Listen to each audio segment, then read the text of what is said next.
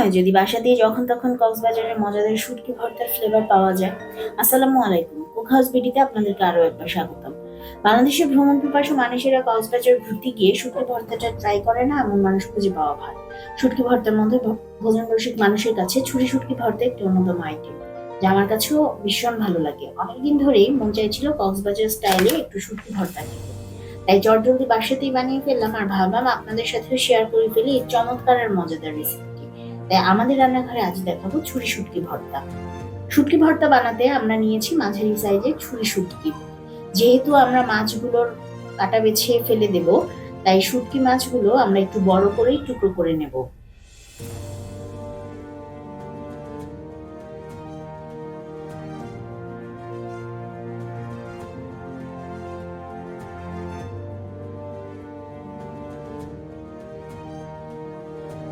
টুকরো করা হয়ে গেলে মাছগুলোকে 15 মিনিটের জন্য গরম পানিতে ভিজিয়ে রাখছি। 15 মিনিট পর মাছগুলো নরম হয়ে আসলে আমরা পানিটা ছেঁকে মাছগুলো তুলে নিয়ে এবার কাটা বেছে ফেলবো। ভিতরে কোনো লম্বা কাটাই থাকবে না, মাছগুলো আমরা শুধু লম্বা লম্বা করে বেছে নেব। এবার মাছগুলোকে ভেজে নেবার পালা। তার আগে 1 কাপ কুচি করা রসুন আর হাফ কাপ আদা কুচি অল্প সরিষার তেলে অল্প আঁচে ভেজে নেব। আমরা খেয়াল রাখবো যেন আমাদের রসুন আর আদাটা খুব বেশি ভাজা না হয়ে যায়। এই শুটকি ভর্তাতে মচমচে ভাজাটা খুব বেশি ভালো লাগবে না।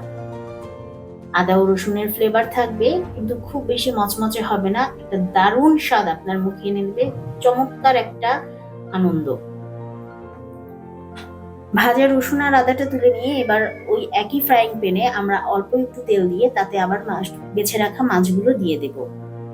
ভালো করে নেড়ে চেড়ে মাছগুলো আমরা মচমচে করে ভেজে নেব। চুলার আঁচ কিন্তু মাঝারিই থাকবে, খুব কমও হবে না, খুব বেশিও হবে না।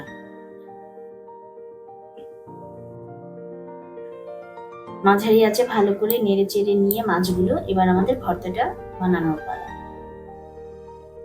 একটা সার্ভিং ডিশে আমরা বেশ অনেকগুলো ভাজা শুকনো মরিচ দিয়ে তার সাথে কুচানো পেঁয়াজ আর ভাজা রসুন ভাজা আদা অ্যাড করে নেব। কুচানো পেঁয়াজের সাথে মরিচটা আমরা ততক্ষণ পর্যন্ত ডলে নেব যতক্ষণ পর্যন্ত আমাদের পেঁয়াজটা নরম না হয়। এরপরে দিয়ে দেব ধনেপাতা কুচি। আমি এখানে বিলাতি ধনেপাতা কুচিটা ব্যবহার করেছি, আপনারা চাইলে যে কোনো ধনেপাতা ব্যবহার করতে পারেন, অথবা না চাইলে নাও দিতে পারেন। দিয়ে দেব সরিষার তেল। সবগুলো উপকরণ একসাথে মাখানো হয়ে গেলে এবার ভাজা মাছটা আমরা মেখে রাখা পেঁয়াজের সাথে অ্যাড করে নেব। ভালোভাবে মিক্স করলেই আমাদের তৈরি হয়ে গেল মজাদার একটা রেসিপি। তবে অবশ্যই লেবুর রস দিতে কিন্তু ভুলবেন না, কারণ এই ভর্তার প্রধান এবং মজার উপকরণ হচ্ছে লেবুর রস, যেটা ভর্তাটাকে একটা অন্যরকম স্বাদের দুনিয়ায় নিয়ে যাবে। এখন পরিবেশন করার পালা। পরিবেশন করুন ছুটির দুপুরের গরম গরম ভাতের সাথে। আমাদের রেসিপিটি কেমন লাগলো তা অবশ্যই কমেন্ট করে জানাবেন, আর ভালো লাগলে লাইক এবং শেয়ার করতে ভুলবেন না। আপনাদের লাইক আর কমেন্ট আমাদেরকে অনেক বেশি অনুপ্রেরণা দেয়। আপনাদের সাপোর্ট ইনশাল্লাহ আমাদেরকে অনেক দূর এগিয়ে নিয়ে যাবে। ভবিষ্যতে এমন আরো মজাদার খাবারের ভিডিও পেতে চাইলে চ্যানেলটিকে সাবস্ক্রাইব করে বেল আইকন দিয়ে রাখতে পারেন। আজ আসছি, আবার নিয়ে আসবো নতুন নতুন কোনো রেসিপি নিয়ে। ধন্যবাদ সবাইকে।